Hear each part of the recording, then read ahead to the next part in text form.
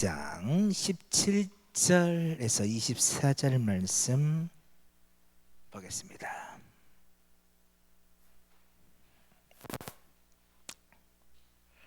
로마서 2장 17절로 24절이에요.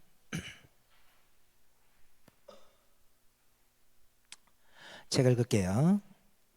유대인이라 불리는 내가 율법을 의지하여 하나님을 자랑하며 율법의 교훈을 받아 하나님의 뜻을 알고 지극히 선한 것을 분별하며 맹인의 길을 인도하는 자여 어둠에 있는 자의 빛이요 율법에 있는 지식과 진리의 모범을 가진 자로서 어리석은 자의 교사여 어린아이의 선생이라고 스스로 믿으니 그러면 다른 사람을 가르치는 내가 내 자신은 가르치지 아니하느냐?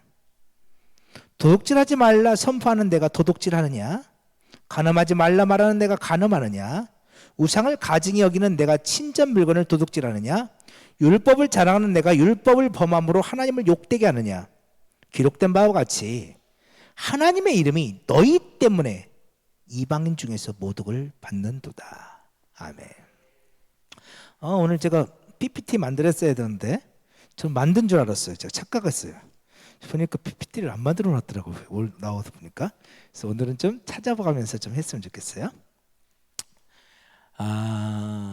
오늘 우리들이 그 베드로에 대한 이야기를 나눴는데요. 오늘 말씀은 그 베드로에 대한 이야기와 일맥상통해요. 오늘 17절 이렇게 시작하죠. 유대인으로 불리는 내가. 그렇죠?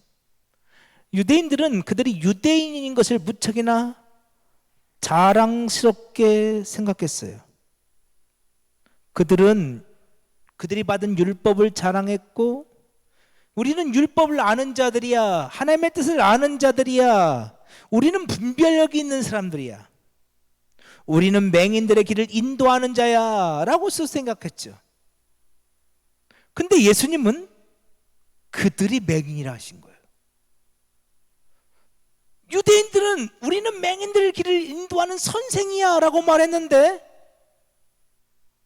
근데 예수님은 바로 너희들이 맹인이야. 그러니 맹인이 맹인을 인도하면 어떻게 되겠니? 예수님 질문하시잖아요. 그리고 예수님께서 성령을 보내주셔서 그 맹인들의 눈을 띄워주시는 뜨게 하시는 이야기가 성경의 이야기라고요.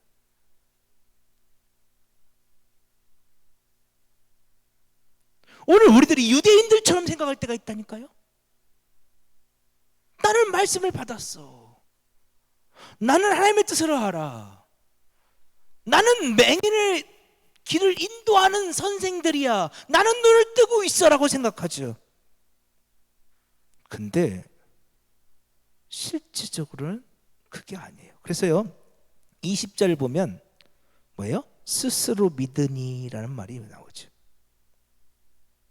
20절 마지막에 율법에 있는 지식과 진리의 부분을 가진 자로서 어리석은 자의 교사여 어린아이의 선생이라 스스로 믿으니. 스스로 그렇게 믿는 거예요. 하나님이 그렇게 말씀하신 적 없어요. 자기들은 맹인이 아니라고 스스로 믿어요. 자기들은 교사라고 스스로 믿어요. 자신은 하나님의 뜻을 분별하고 있다고 스스로 믿어요. 실제는 아니에요.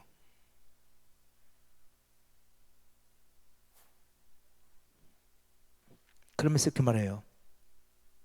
그러면 다른 사람을 가르치는 내가 내 자신을 가르치지 않느냐? 도둑질하지 말라 선포하는 내가 도둑질하느냐? 간음하지 말라는 말가 내가 간음하느냐?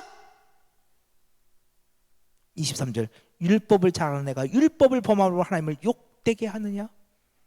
24절이 충격적이에요. 기록된 바와 같이 하나님의 이름이 너희 때문에 유대인이라 말하는 너희 때문에 율법을 알고 하나님의 뜻을 분간한다 말하는 너희 때문에 스스로 맹인들의 길을 인도하는 자라고 말하는 너희 때문에 교사라고 말하는 너희 때문에 하나님의 이름이 이방인 중에 모독을 받는도다. 이 말씀을 오늘 우리들에게 받고 말할까요? 목사라고 말하는 너 때문에 하나님의 이름이 모독을 받는구나. 너무너무 가슴 아픈 얘기잖아요. 하나님의 뜻을 분간한다고 그랬는데 스스로 교사라 말했는데 바로 너 때문에 하나님의 이름이 모독을 받고 있어.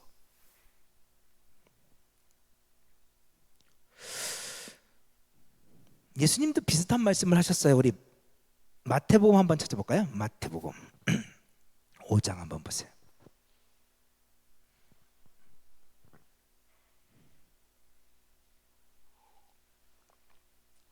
마태복음 5장 21절.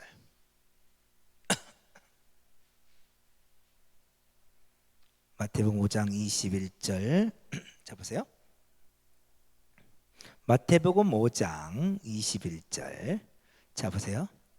옛사람에게 말한 바 살인하지 말라, 누구든지 살인하면 심판을 받게 되리라 하였다는 것을 너희가 들었으나 나는 너희에게 이르노니 형제에게 노하는 자마다 심판을 받게 되고 형제를 대어 라가라 하는 자는 공회에 잡혀가게 되고 미련한 놈이라 하는 자는 지옥불에 들어가게 되리라. 자 여러분, 살인하는 자는 하나님의 심판을 받게 된다는 말씀을 들었어요. 근데 그런 말을 들으면 우리는 그렇게 말하죠. 저는 살인한 적이 없는데요. 예수님 말씀하신 거. 한 형제에 대해서 노하는 자가 살인한 자야. 형제에 대해서 라가라 하는 자가, 여러분 이게 라가가 우리말 아니요, 히브리어래요. 라가 아주 그냥 욕이에요. 욕. 난 여기서 좀 하기 어려우면 그냥 최상급의 욕이에요. 욕을 하는 거예요. 비난하고 정죄하고 입에 담지 못할 욕을 하는 것, 그게 살인이에요. 그런 자들, 나는 살인하지 않았어요 라고 말하는데 바로 너희들이 살인자라는 거예요. 27절 보세요. 27절. 또 간음하지 말라 했던 것을 너희가 들었으나 나는 너희에게 이르노니 음욕을 품고 여자를 보는 자마다 마음에 이미 간음하였느니라. 누가 간음하지 않았겠어요?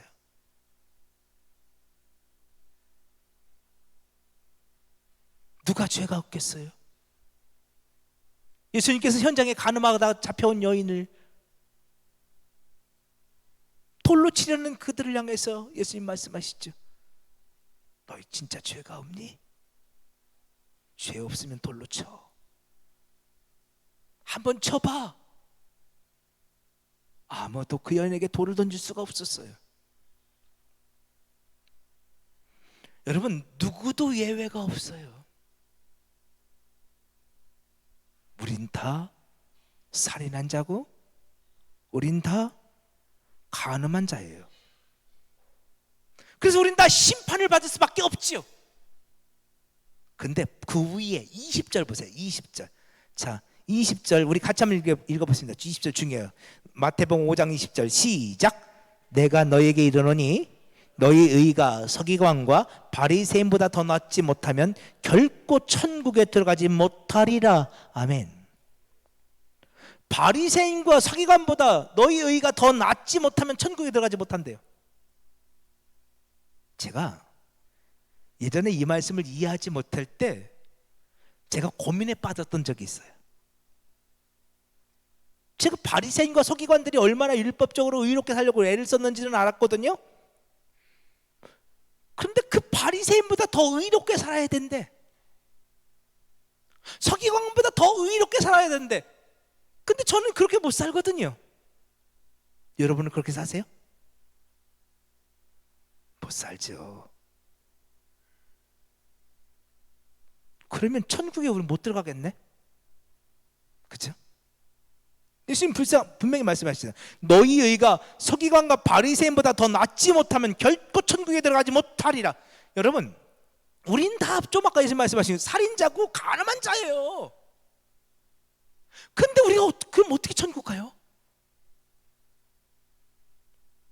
예수님이 지금 바리새인과 서기관과는 차별되는 다른 의에 대해서 말씀하시는 거예요. 바리새인과 서기관의 의와 같은 똑같은 의로는 천국에 들어갈 수 없어요. 그 의로는 안 돼요. 유대인이라고 말하는 너 때문에 하나님의 이름이 모독을 받는구나. 목사라고 말하는 너 때문에 하나님의 이름이 모독을 받는구나. 우린 다 죄인이에요. 솔직히요. 김남현 목사 때문에 하나님이 가슴 아픈 적이 있으셨을까 없으셨을까요? 네? 많죠. 수없이 많죠.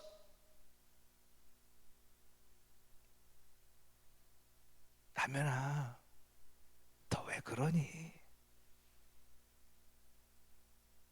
라면아, 너 목사잖아, 왜 그래? 수없이 많으셨어요. 그 바리새인과 서기관과 같은 의로는 천국에 들어갈 사람이 없다라는 거예요. 그런데 그 의와 전혀 다른, 차원이 다른 의가 있어요. 자, 우리 누가복음 18장을 한번 봅시다. 누가복음 18장, 우리들 많이 봤던 말씀이에요.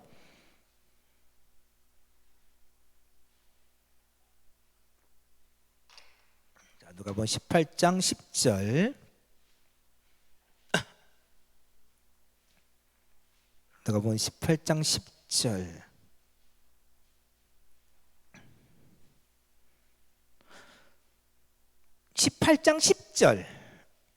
누가복음 18장이에요. 누가복음 18장 10절. 자, 두 사람이 기도하러 성전에 올라가는데 하나는 바리새인이고 하나는 서기관이에요. 근데 서기관의 의가 등장해요. 11절부터 바리새인들은 서로 따로 기도하며 이르되 하나님이여, 나는 다른 사람들 곧 토색 불이 간음하는 데도가 같지 아니하고 이 세례도 같지 아니하며 감사나이다. 나는 일에 2번씩 금식하고 소득의 11조를 드리나이다. 이게 바리새인들의 의예요. 나는 토색 불이 간음하지 않았어요. 난 일주일에 2번씩 금식하고 소득의 10분의 1도 다 드려요. 심지어 박하와 근처에 회양에 11조도 드려요. 이게 무슨 말이냐면 집안에 기르는, 먹으려고 기르는 텃밭에 있는 그런 그 채소들, 텃밭에 있는 채소들까지 다 일일이 계산해서 아주 다 꼼꼼하게 11조 다 흘렸다는 거예요. 얼마나 열심히 신앙생활을 했는지 몰라요. 우리는 그 바리새인들의 의를 못 쫓아가요. 그러면 바리새인과 서기관의 의와 전혀 다른 의가 뭘까요? 13절.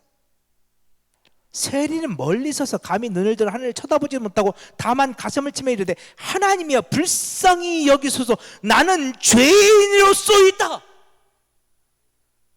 여러분, 이게 하나님의 의인 것을 아십니까? 오늘 우리가 어떻게 하면 의롭게 되어져요? 예수 그분의 발 앞에 엎드려,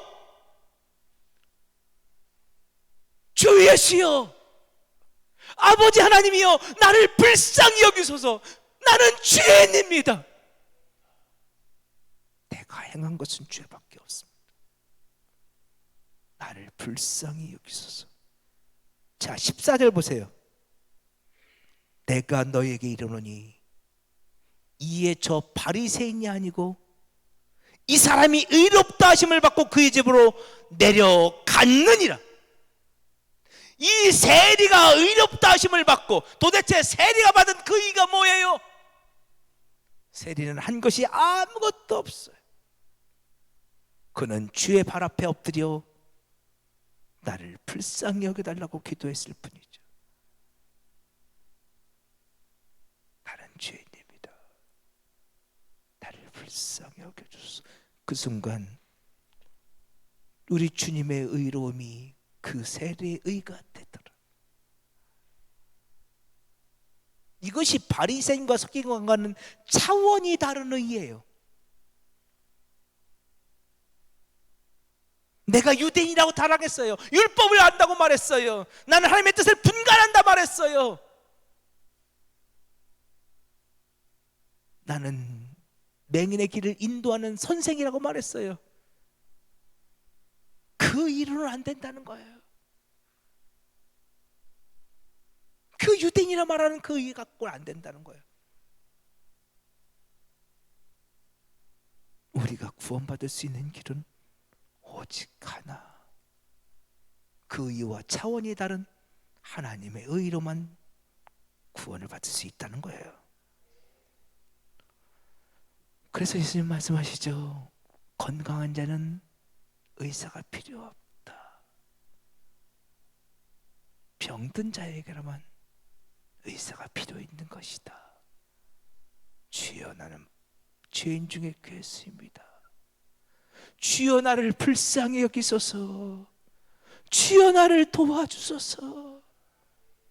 당신의 의로, 당신 십자가에서 주신 당신의 피로 나를 깨끗이 씻어 주옵소서. 물 가지고 날 씻기오, 불 가지고 태우든지 내 안과 바다 닦으사 내 모든 죄 멸하소서. 주님의 그 성령으로만이 나는 이렇게 될 수 있습니다. 고백하는 거지. 그럼에도 불구하고 유대인들은 끊임없이 그들이 유대인인 것을 자랑했고, 그들이 율법적으로 율법을 잘 지킴으로 구원을 받을 수 있다고 말했어요. 특별히 우리가 이제 보게 되지만 지금 이 유대인들이 강조했던 것 중에 하나가 뭐예요? 이 율법적 행위로 강조했던 것 중에 하나가 할례예요. 그들은 할례를 받아야 된다 주장했죠. 할례를 받아야 구원받을 수 있습니다. 자, 그러나 사도 바울은 전혀 다른 이야기를 해요. 자, 오늘 우리 이 할례에 대한 이야기를 좀 한번 하고 말씀을 마칠게요. 제가 지금 제 원고가 있는데 중간 건너뛰었어요. 좀 지루할 것 같아서. 창세기 17장 한번 봐요. 창세기 17장.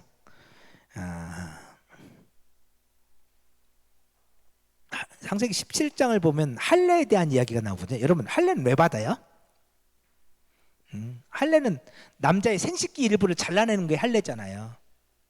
요즘으로 하면 포경수술, 그렇죠? 그런 종류인데요. 할례는 왜 받아요? 위생적으로 깨끗하기 위해서 받는 건가요? 할례를 왜 받나요, 여러분? 자, 할례에 대한 이야기를 우리 한번 봅시다. 창세기 17장에 할례 얘기가 나오는데요. 자, 10절. 창세기 17장 10절. 자, 너희 중 남자는 다 할례를 받으라. 이것이 나와 너희와 너희 후손 사이에 지킬 내 언약이니라.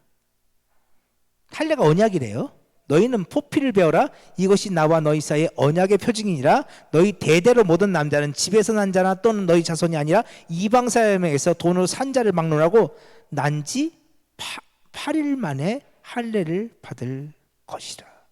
하나님께서 할례를 받으라고 명령하세요. 그런데 이 할례를 언제 받으라고 말씀하시는지가 중요해요. 자, 언제 행하라고 하시나? 1절 봅시다. 창세기 17장 1절. 아브라함이 99세 때에 여호와께서 아브라함에 나타나서 그에게 이르시되 나는 전능한 하나님이라 너는 내 앞에서 행하여 완전하라. 자, 아브라함의 나이 99세 때는 어떤 때인가요? 아브라함의 나이 99세 때가 어느 때냐면 17절 보세요. 17절 이때예요. 17절 창세기 17장 17절. 아브라함이 엎드려 웃으며 마음속으로 이르되 100세 된 사람이 어찌 자식을 낳을까? 사라는 90세니 어찌 출산하리요 하고. 자, 아브라함의 나이 99세라는 것은, 아브라함은 이제 반올림에서 이제 100세라는데 아브라함이 지금 99세예요. 아브라함의 나이가 99세라는 것은 아브라함에게 생식, 자식을 낳을 능력이 끊어졌던 때를 의미하죠. 아브라함에게 자식을 낳을 능력이 있어 없어요? 없어요. 사라에게는 있어요 없어요? 없어요. 그때는 사람의 능력으로는 도무지 불가능할 때예요. 다시 말해서 그때는 이미 아브람과 사라에게 생식 능력이 죽었을 때죠. 이건 죽음을 의미하죠. 근데 아브람의 99세 때에 하나님께서 이렇게 말씀해요. 다시 1절 보세요. 여호와께서 아브라함에게 나타나사 그에게 이르시되 나는 어떤 하나님? 전능한 하나님이다. 엘샤다이, 나는 전능한 하나님이다 라고 말씀했어요. 그 전능하신 하나님은 어떤 하나님이에요? 이미 죽은 자를 살리는 하나님이시죠. 생식 능력을 잃은 자를 회복시키는 하나님이시죠. 믿으세요? 하는 말씀하세요. 나는 엘샤다이야. 나는 전능한 하나님이야.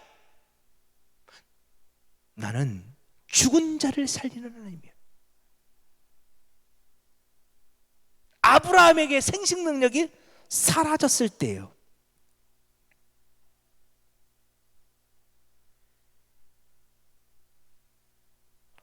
아브라함은 도무지 불가능해요. 그러니 그 99세 때 아브라함에게 아들이 태어난다면 그건 아브라함이 낳은 자식이에요? 하나님이 주신 자식이에요? 그죠? 100세 된 아브라함이 90세 된 사라가 자식을 낳으면 그건 아브라함의 능력이 아닌 거예요. 하나님이 선물로 주신 거예요. 그런데 아브라함이 아들을 낳아요, 못 낳아요? 그렇죠? 그 생식 능력을 잃은 아브라함이 아들을 낳는단 말이에요. 그건 누가 하신 거예요? 하나님이 하시는 거죠. 보세요. 이미 아브라함은 생식 능력을 잃었어요. 그런데 하나님께서 그 아브라함에게 할례를 행하라 하셔요. 이미 생식 능력도 잃었는데 거기다가 또 할례를 행하라 하셔요. 그러니 아브라함은 이제 자식 낳을 능력이 진짜 없는 거예요. 완전히 죽었어요. 아브라함에게 1%의 가능성이라도 있나요? 없어요. 조금의 가능성도 없을 때 하나님께서 할례를 명령하세요. 나는 엘샤다이다. 내가 하겠다. 너는 못하지만, 너는 스스로를 구원할 수 없지만, 너에게는 단 1%의 능력도 없지만 내가 하겠다. 여러분, 이게 할례예요. 할례는요, 인간에게는 단 0.001%의 가능성도 없음을 말해요. 이미 우린 죽은 자예요. 이미 소망이 없는 자들이에요. 이미 에베소서 2장에서 말하는 것처럼 죄와 허물로 죽은 자들이라고요. 그런데 하나님께서 그 죽은 자들을 살려내셔요. 그 약속이 할례에 담겨 있다고요. 내가 할 거야. 하나님은 언제나 그래요. 하나님은 언제나 우리에게 조금의 가능성도 없는데 우리를 찾아오셔서 내가 하겠다 하시고, 실제로 정말로 놀랍게도 당신이 일하셔요. 언제나 그래요. 그러니까 여러분, 나한테 조금의 가능성이 있으면 하나님이 일하실까 안 하실까요? 안 하세요. 그게 아브라함 얘기예요. 왜 하나님께서 아들을 주시겠다고 약속하시면서 왜 아브라함을 100세까지 끌고 가시느냐? 금방 주시면 좋지. 왜 그렇게 안 주시고 말이야? 차일피일 미루시고 100세까지 끌고 가셔. 그 고난을 주셔. 아브라함의 100세는 아브라함이 완전히 죽었을 때예요. 완전히 끝났어요. 아브라함의 소망이 없어요. 그때 하나님이 일하시는 거예요. 이게 하나님의 역사라니까요. 그러니까 여러분, 오늘 여러분 가운데서 왜 하나님이 일하시지 않느냐고 반문하는 분들이 계실 거예요. 하나님이 일하셨으면 좋겠는데, 하나님이 도와주셨으면 좋겠는데 왜 하나님이 가만히 계시냐고. 왜 그럴까요? 아직 내 안에 살아있는 무엇가 있기 때문에 그래요. 내가 완전히 다 죽지 않았네요. 아직도 내 안에서 뭔가가 있어요. 내 힘으로 뭔가 해보려고 자꾸 그러고 있고, 뭔가 자꾸만 내가 내 능력으로 뭔가를 좀 해보려고 그러고 있고. 하나님은 기다리셔요. 그게 다 죽을 때까지. 단 아무것도 못합니다. 내 힘으로 할 수 있는 게 아무것도 없습니다. 제가 목회하면서요, 배운 것 중에 하나가 있다면 바로 그거예요.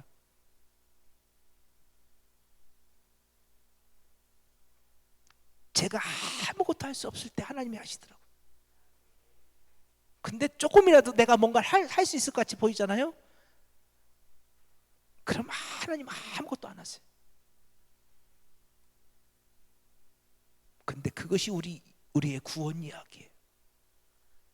우리가 구원받는 데서 단 1%도, 아니 0.001%도 오늘 우리의 몫은 없어요. 나는 완전히 죽었어요. 아무 희망도 없어요. 전적 무능. 우리는 전적으로 무능해요. 그런데 하나님이 일하심으로 오늘 우리를 구원해내시더라.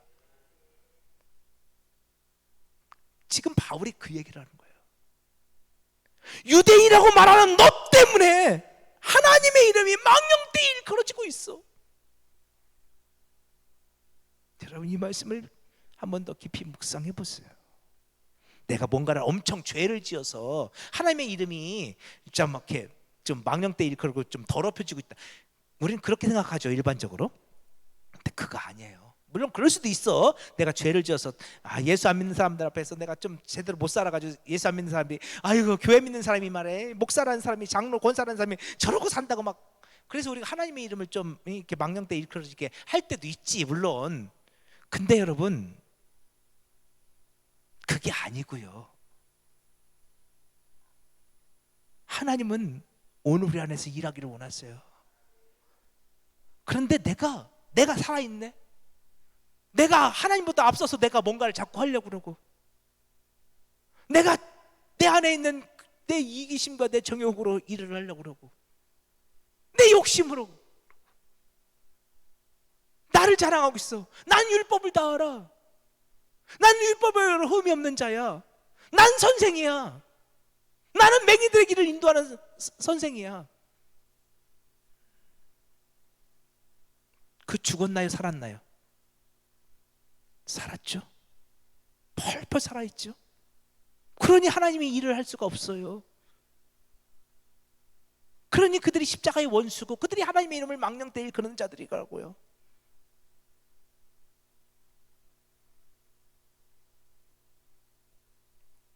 지금 바울이 그런 이야기를 하고 있는 거라고요.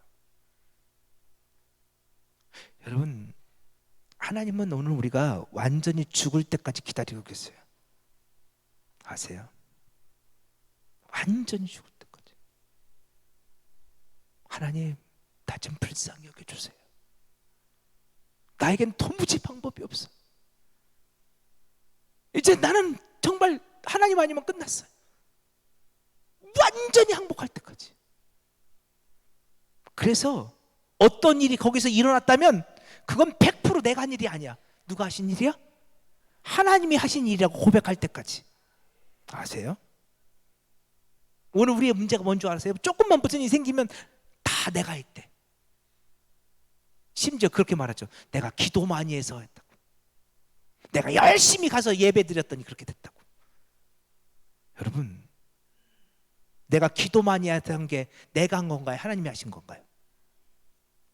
내가 한 거잖아. 지금 그렇게 얘기하고 있잖아. 내가 뭐 기도를 많이 해서 그렇게 됐다고. 거기 어디 하나님이 하셨다고 말하는 고백이 있어요?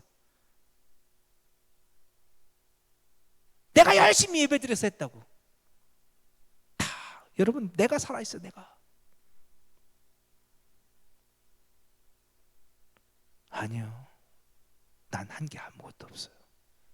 하나님 그때까지 기다리신다니까요.